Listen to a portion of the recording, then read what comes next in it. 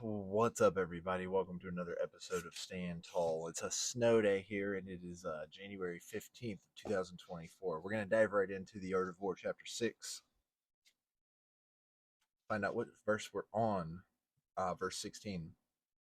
The spot where we intend to fight must not be made known. For then the enemy will have to prepare against a possible attack at several different points. And his forces being thus distributed in many directions, the numbers we shall have to face at any given point will be proportionately few. Do not let it be known where you intend to attack, because then the enemy can shore up their defenses, and then they'll be ready for you. They'll accumulate more there. So don't orchestrate it unless it's a diversion. Diversionary tactics. Okay. We're going to hop over to an alternate translation real quick, get some introspection. Master Sun says, your battleground is not to be known, for when it cannot be known, the enemy makes many guard outposts, and since multiple outposts are established, you only have to do battle with small squads. Cao Cao says that when your form is concealed, the enemy is in doubt, and so divides up his company to be on guard against you. This means that enemy groups are small and easy to hit, and that's what we're looking to do. Wang Chi says, don't let the enemy know where you will clash, for if they know, they will mass their strength to resist you. So, don't always orchestrate your intentions, right? Because what you ultimately do is what ultimately matters and what other people perceive. Other people can't perceive your intentions. You can say what your intentions are, but the only way they can perceive your true intentions is when you actually do the action. All right, we're going to hop over here to the Daily Stoic by Ryan Holiday and Stephen Hanselman, and we're going to dive right on into January 15th. Peace is in staying the course, right? Tranquility can't be grasped except by those who have reached an unwavering and firm power of judgment. The rest constantly fall and rise in their decisions, wavering in a state of alternately rejecting and accepting things. What is this cause of this back and forth? It's because nothing is clear and they rely on the most uncertain guide. Common opinion. Seneca, Moral Letters 95.57b to 58a. How many times have you said or heard said in your life, come on, that's common sense? Well, that's just common sense. But, like, not everything is common sense, especially in today's day and age. But common sense and common opinion can lead us down dangerous paths. We've seen that recently, maybe with certain historical events that might have taken place around 2020, and what common opinion is versus what is broadcasted opinion. The art of war really does play into that as far as perception and reality goes. In Seneca's essay on tranquility, he uses the Greek word euthymia, which he defines as believing in yourself and trusting that you are on the right path and not being in doubt by following the myriad footpaths of those wandering in every direction. See, people are aimless. That's what that's saying.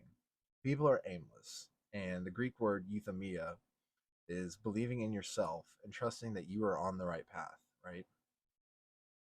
You just know. But don't stray, because that's not where peace is. Peace is staying the course. It is the state of mind, he says, this state of mind that produces tranquility. Clarity of vision allows us to have this belief. That's not to say we're always going to be 100% certain of everything, or that we even should be. Because if that's true, that's what leads to analysis paralysis, right? Because we overanalyze every single option available to us. That creates too much anxiety, and we have too much options, right? Because anxiety comes from depression comes from a lack of options. Anxiety comes from too many options and not knowing which one to choose. Rather, okay, clarity of vision allows us to have this belief. That's not to say we're always going to be 100% certain of everything, or that we even should be. Rather, it's that we can rest assured we're headed generally in the right direction. Okay, so being directionally correct in my life, I found, is what has gotten me to where I'm at. Listening to other people trying to guide you in the right direction, especially people who have done things and are doing things that you're trying to figure out and are succeeding. So you don't just invest after you've analyzed every single stock, bond, mutual fund, and tradable thing in the industry. You just have to start doing it. And then you'll get a groove. Then you'll get a flow. So just heading in the right direction. That we don't need to constantly compare ourselves with other people or change our mind every 3 seconds based on new information, okay? Instead, tranquility and peace are found in identifying our path and in sticking to it, staying the course, making adjustments here and there naturally, but ignoring the distracting sirens who beckon us to turn towards the rocks. So, just like Sun Tzu is saying, don't let the enemy know where you're attacking. This is like staying the course. This is the opposite of what Sun Tzu is saying, right? Don't be the enemy that gets spread too thin of everyone else who's going in all different directions. Because everyone else is. Everyone's distracted by this little thing there, this new show there, this sports team that lost this weekend. What's going to happen in the markets in a week? Will the world end because of this thing or this conspiracy theory?